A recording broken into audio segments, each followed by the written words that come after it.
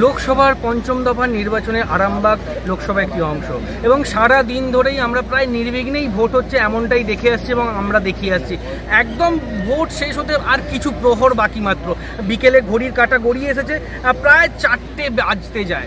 এমন সময় কিন্তু আমরা আরামবাগ পৌরসভার অন্তর্গত 16 নম্বর ওয়ার্ডে ঠিক 94 নম্বর বুথ থেকে যে অভিযোগ আসছে সেই অভিযোগ হচ্ছে সকাল থেকে ভোট প্রক্রিয়া সঠিকভাবে কিন্তু ভোট আধিকারিকরা করাচ্ছেন না, এমনটাই কিছু স্থানীয় মানুষ এবং ভোটাররা অভিযোগ করছেন। ওনারা আমাদের পাশেই আছেন, ওনাদের সাথে একটু কথা বলে নেব। হ্যাঁ দাদা, আপনার নামটা? আমার নাম হচ্ছে মুন্সি মোতাহার হোসেন, আমার ডাক নাম হচ্ছে কবির মুন্সি।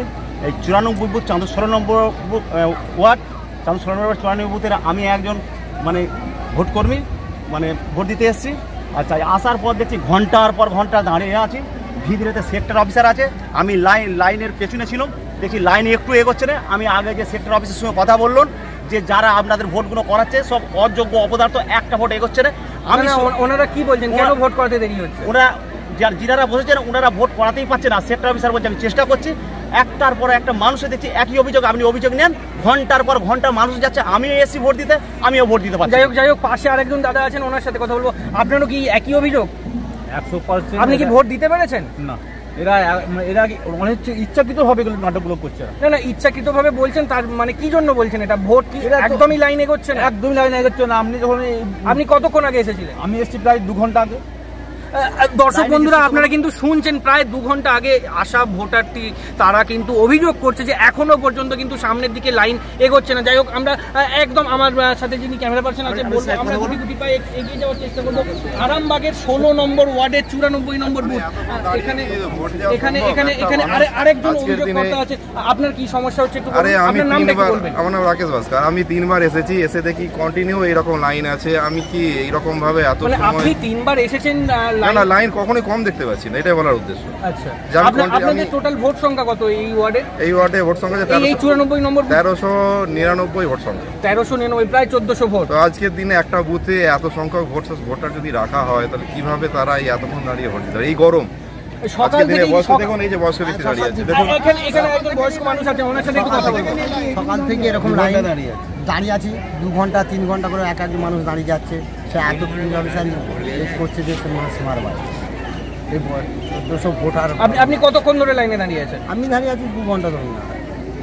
এই মুহূর্তে কিন্তু সত্যি এই প্রচন্ড গরমের মধ্যে, এই রোদ্দুরের মধ্যে 2 ঘন্টা লাইনে দাঁড়িয়ে আছে মানুষজন। আমরা একটু সামনের দিকে এগিয়ে যাওয়ার চেষ্টা করব। 3 ঘন্টা দাঁড়িয়ে থাকতে আপনারা দেখতেই পাচ্ছেন একটা বিস্তর লাইন, একটা বিস্তর লাইন পড়েছে। মানুষজন কিন্তু 2 ঘন্টারও অধিক টাইম ধরে অপেক্ষায় দাঁড়িয়ে আছে ভোট দেওয়ার জন্য, গণতান্ত্রিক অধিকার প্রয়োগ করার জন্য। কিন্তু তারা লাইনে দাঁড়িয়ে থাকতে থাকতে প্রায় দ্বিধাগ্রস্ত হয়ে পড়ছে যে প্রায় 2 ঘন্টারও উপরে মানুষজন দাঁড়িয়ে আছে।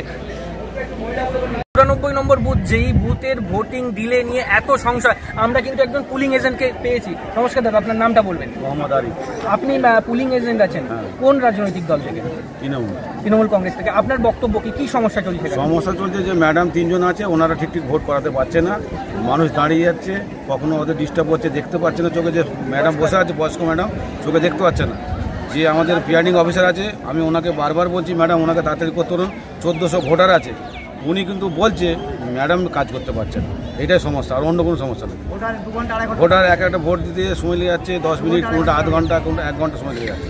ওনাকে বারে বলেছি আমি যে আপনি ওনাকে চেঞ্জ করে অন্য কিছু করুন, সেটাও করছেন, কোনো কথা শুনছেন। ম্যাডাম যে আছে, প্রিজাইডিং অফিসার যে ম্যাডাম আছে, ওনাকে একাধিকবার বলেছি, উনি কোনো কথা শুনছেন। যাই হোক, আমরা শুনলাম একদম তৃণমূল কংগ্রেসের যিনি পুলিং এজেন্ট ছিলেন ওনার বক্তব্য, এবং আমরা প্রিসাইডিং অফিসারের যে বক্তব্য শুনলাম, যে ম্যাডাম আছেন উনি কিন্তু বললেন যে বেশ কিছু বয়স্ক ভোটার আছেন এবং ওনাদেরই গাফিলতির কারণে এই সমস্ত সমস্যাগুলো তৈরি হচ্ছে এবং ভোটিংয়ের দেরি হচ্ছে। যাই হোক, দেখা যাক এই সমস্যার সমাধান কিভাবে করতে পারেন প্রশাসন স্তর।